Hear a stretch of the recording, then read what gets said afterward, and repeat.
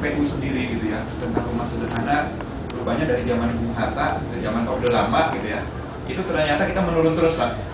Jadi zamannya Bung Hatta itu tahun 58 gitu ya, dia sudah mencanangkan rumah sederhana itu minimal luasnya adalah 52 meter persegi, 50 54 gitu ya, lupa kan, sekitar 50-an, 54 meter persegi gitu ya.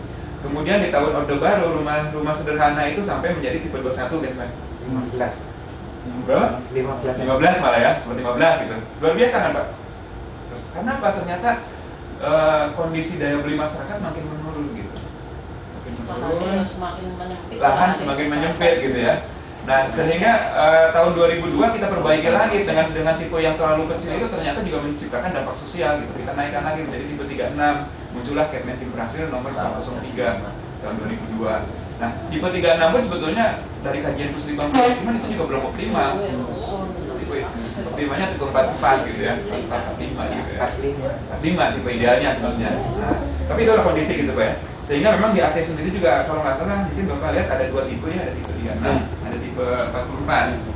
Nah 44 itu yang mungkin mendekati walaupun masyarakat inginnya tipenya cuma besar terus gitu. Dikasih tipe 6, minta 45, minta 70 dulu. Tapi itu tidak berhenti Pak. Di FG itu muncul, itu kaitannya dengan ruang dapur dan itu dia minta peningkatan tipe rumah menjadi 37,5.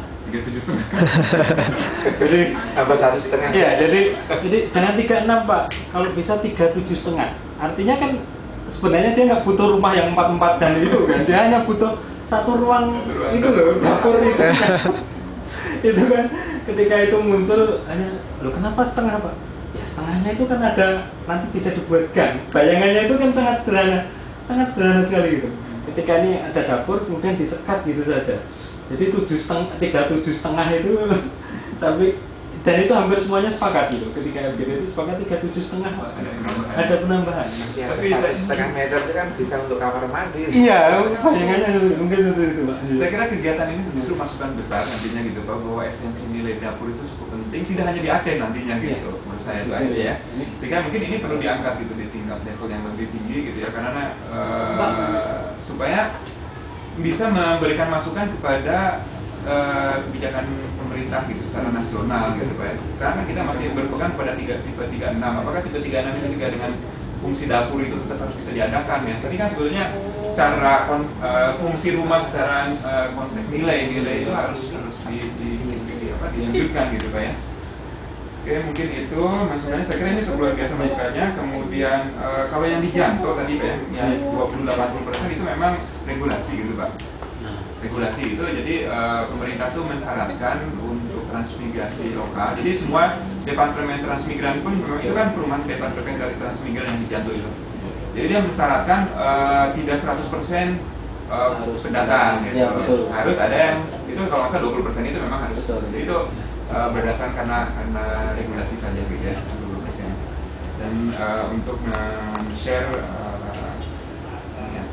kemudian yang masalah persoalan utama gitu ya, status rumah sementara dan utara, mungkin ini yang menjadi hal yang mungkin saya juga harus jadi merenung gitu Pak. Di sini memang kelihatannya sosialisasi dari PU ini kurang mengenai teknologi desa itu gitu ya.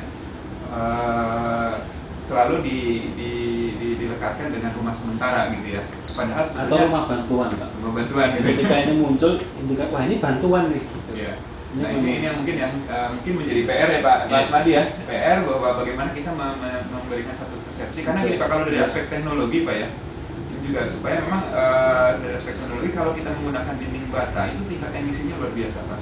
Kalau kita konteks dikaitkan dengan pemanasan global gitu ya, karena bata itu pembakarannya gitu ya, itu menggunakan bahan bakar gitu ya, kemudian juga dia digali dari sumber daya alam tanah gitu ya, kemudian sebetulnya lebih merusak lingkungan gitu Pak, merusak lingkungan. Dan teknologi yang kita gunakan itu menggunakan bahan-bahan papan semen gitu ya, sebetulnya itu juga nanti saya coba sampaikan juga ya, itu menjadi hal yang ya kita ingin sebetulnya di sini ada hal yang kita tekan dari aspek lingkungan gitu, supaya lebih ramah lingkungan.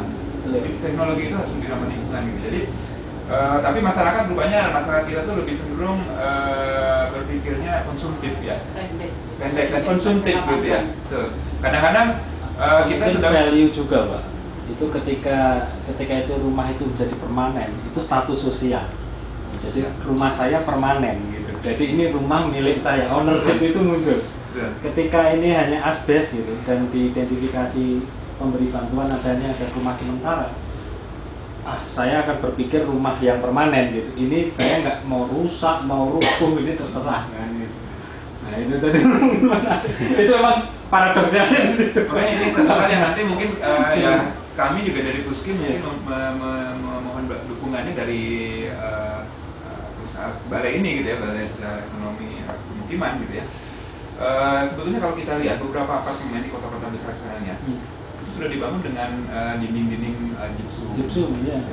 Panel lah, partisi gitu ya, bukan lagi bata gitu ya. Sebetulnya itu bagaimana kita mensosialisasikan gitu ya ke masyarakat bahwa tidak hanya harus rumah bata loh orang kaya itu gitu. Dan kita lihat di Singapura misalkan atau di negara mana atau di Jakarta lah yang namanya apartemen itu semua dindingnya udah gypsum kok gitu. Kalau kita ketok-ketok kopong dia gitu ya, nggak masih seperti ini gitu ya. Nggak apa-apa. Rexwood ya. Iya. Nah ini sebetulnya bagaimana merubah ya. Merubah. Kita jangan sampai lupa masyarakat itu memang sumber daya alam kita berlimpah, alam kita kaya gitu ya. Kata plus sih katanya ya. Coklat aja ditanam jadi katanya kan. Nah, tapi kita kadang dengan begitu lupa gitu ya. Kita cenderung kita tidak infrastruktur itu menjadi hedonis juga Pak. Saya sih menganggap bahwa pembangunan infrastruktur kita tuh ke arah hedonis. Baik kebijakan maupun masyarakatnya gitu ya. Nah, tentunya kita PU pun perlu mengendalikan diri masyarakat khususnya dan kebijakan sendiri mulai mengarahkan alternatif bahan bangunan dan teknologi yang bisa lebih ramah lingkungan gitu. Oke, kemudian bentuk partisipasi apa ini yang saya menarik tadi bentuk partisipasi juga ya. Ini harapan ternyata juga tidak sesuai dengan kenyataan gitu Pak ya. Harapan kami waktu itu sebetulnya bisa melibatkan para pengungsi gitu ya, misalnya yang ada di tenda-tenda untuk merakit, membuat komponen gitu ya. Minimal dia di dalam perakitan rumahnya gitu ya. Namun ternyata persentasenya kecil sekali rupanya ya. Setelah kami pantau juga ya Pak Ahmadi ya. Nah di sini sebetulnya bagaimana mekanisme ini karena ternyata yang diuntungkan justru orang-orang dari Jawa, dari Medan. Ya, kebetulan waktu kami penelitian ini sebagai ilustrasi saja Pak. Waktu kami penelitian tuh ada tukang yang memang kami waktu penelitian pakai tukang kan Pak ya, tukang dari luar. Nah pada saat terjadi tsunami dia dibawa ke Aceh orang itu, dibawa ke Aceh. Dia sampai 1 bulan ke orang tua bisa ngirim 3 juta. Kan sedih sebetulnya di sana situ. Jadinya kenapa nggak orang-orang lokal yang sedang sekarang tertimpa bencana gitu ya memanfaatkan potensi lapangan pekerja ini gitu. Justru orang-orang Medan, orang-orang dari Jawa, dari Jawa Barat gitu ya, yang bisa memanfaatkan orang tuanya kebetulan masih magang di kantor gitu, jadi masih tukang gitu ya, tukang bantu-bantu teknisi di sana, kuli bangunan memang ya. Nah dia cerita anaknya tuh masih di sana Pak, katanya, sana Pak, masih berbuat siksa ya. Alhamdulillah bisa ngirim 3 juta sebulan rata-rata ya kan luar biasa gitu ya sebetulnya. Nah ini ada satu peluang yang saya kira sayang gitu. Nah ini mungkin bagaimana mengemas gitu ya, mengemas ini kepada konteks masyarakat yang seperti daerah-daerah Indonesia yang beragam ya. Karena saya juga mengalami secara langsung Pak, terus terang Pak, waktu merakit rumah pertama, saya bawa teknisi 2 orang, kemudian saya dengan Pak Sadikin, mungkin Pak Ahmadi apa ya, Pak Sadikin, kepala balai struktur waktu itu, gitu. Nah saya dengan Pak Sadikin, engineer-nya, kemudian ada tukang dari Bandung 2 orang, yang sudah duluan ini tukang dan teknisi. Barang kirim dari Bandung Pak. Saya datang ke sana, duluan saya gitu, karena naik pesawat. Nah, saya tentu datang barang sore besoknya tuh mau ada peresmian pertama oleh Yusuf Asari Menteri Menpora. Yang saya sendiri waktu itu bagaimana karakter masyarakat lokal itu. Jadi dia cenderung santai rupanya ya, santai. Sampai waktu itu, oke lah, saya bilang sama Pak gimana caranya? Kalau hanya 2 orang teknisi dari Bandung, 2 orang ini kita nggak akan selesai nih Sangkuriang. Saya bilang itu kan kerjaannya barang datang sore, pagi udah harus ada ini kan peresmian BIC waktu itu. Oke lah kita turun tangan. Saya dengan Pak Sadikin turun, naikin nurunin barang ini dari panel dari truk gitu kan. Nah dari situ baru dia lihat. Jadi rupanya perlu keteladanan kan masyarakat di sana ya.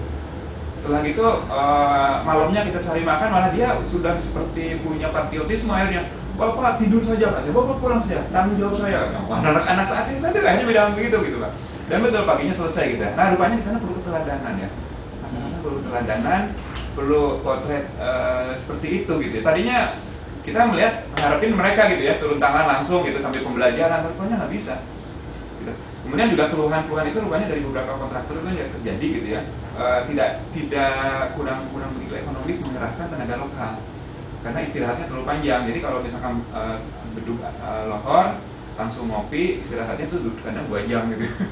Jadi sebelum kerja pun ngopi dulu gitu kan ya. Wah ini nih mungkin kita perlu mencari pola ya, ini perlu mencari pola Pak ya, bagaimana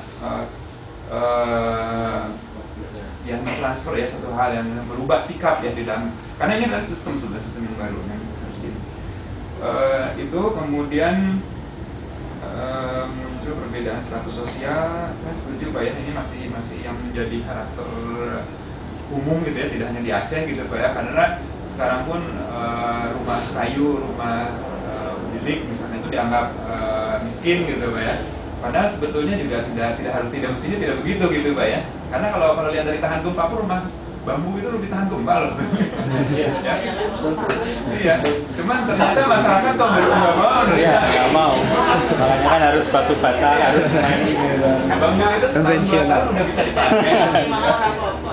Tapi karena status gitu. Nah ini bagaimana sebetulnya kita tuh termasuk kita menjadi orang yang terbawa menjadi pola kapitalis gitu ya, dan kita menjadi korban kapitalis. Masalahnya itu aja, korban kapitalis. Kalau kita jadi pemenang dalam kapitalis nggak apa-apa gitu ya, kita bisa membangunkan di dunia barat gitu ya, tetapi kan kita menjadi konsumen yang dunia barat. Kapitalis itu kan pasti ada korban, seperti konsep ML gitu ya, di dalam marketing itu kan, multi-level marketing gitu ya, multi-level marketing itu pasti ada korban gitu. Nah di dalam konteks kapitalis pun Indonesia itu jadi korban sebetulnya, tidak akan mapan, pasti kita jadi korban terus, tambah lemah gitu.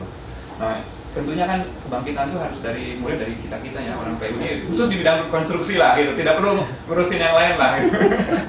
Nah sebenarnya kita menekankan itu juga Pak. Jadi kemudian rumah bantuan saya setuju juga, dan ini mungkin tugas ya, mudah-mudahan di tahun 2008 ini bisa juga di-create gitu ya, bagaimana mengemas ini, bagaimana supaya konsep-konsep itu bisa berubah gitu, merubahnya bagaimana gitu ya, dan membuat leaflet, membuat brosur, membuat atau justru sebenarnya kan sudah teruji Pak, dalam konteks rumah bantuan kan sudah teruji ya, itu atau dideklarasikan ada RISA dalam konteks rumah bantuan seperti ini.